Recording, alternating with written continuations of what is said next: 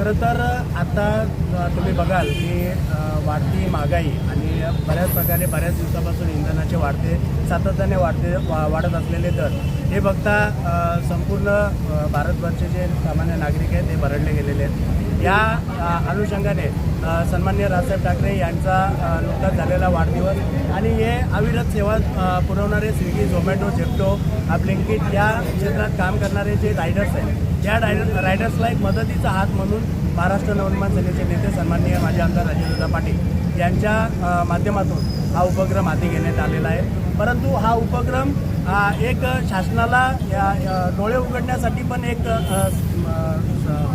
म्हणजे काय बोलतात त्याला संदेश आहे की जेणेकरून की तुम्ही जे वाढवलेले दर आहेत हे सर्वसामान्य लोकांना नाही परवडत आहेत आणि हे परवडत नाहीत। आपण पूर्ण वेळ यांना पुरू शकत नाही आहे, परंतु जे आपण जो मदतीचा हात दिलेला आहे तो हा शासनाला एक संदेश देण्याचा हेतू होता की तुम्ही आता जे वाढवलेले दर आहेत आता ते कमी करावेत आणि सर्वसामान्य नागरिकांना यातून दिलासा द्यावा।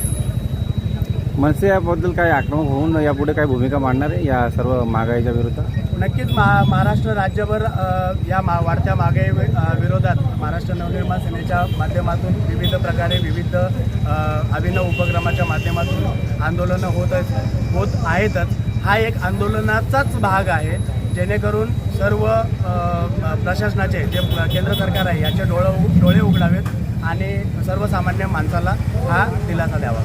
झोमॅटो आणि ब्लिंकिट इतर असे गरजू जे रोजचे सर्व नागरिकांना सुविधा देतात त्यांना आपण मोफत पेट्रोल आपण आज इथून घेतोय। सन्माननीय राजेंद्र पाटील यांच्या मार्गदर्शनाखाली आम्ही इथं सर्व कार्यकर्ते महाराष्ट्र सैनिक आज इथे उपस्थित आहोत आणि भरपूर जे बाईक स्वार इथे उपस्थित आहेत त्यांना आम्ही मोफत पेट्रोल देतो। राजेंद्र बच्चाव इथे साहेबांचा वाढदिवस आहे त्याबद्दल आम्ही 3 लिटर पेट्रोल फ्री दिले। भावना म्हणजे गरीबाच्या एकदम ज्यांनी म्हणजे आज रस्त्यावर आम्ही दिवसभर उन्हातानात फिरून 2 पैसे आम्हाला हे झालं ते आम्हाला मनाला समाधान वाटतं। हा याच्यामध्ये त्यांचा म्हणजे काही दिलासा मिळतो।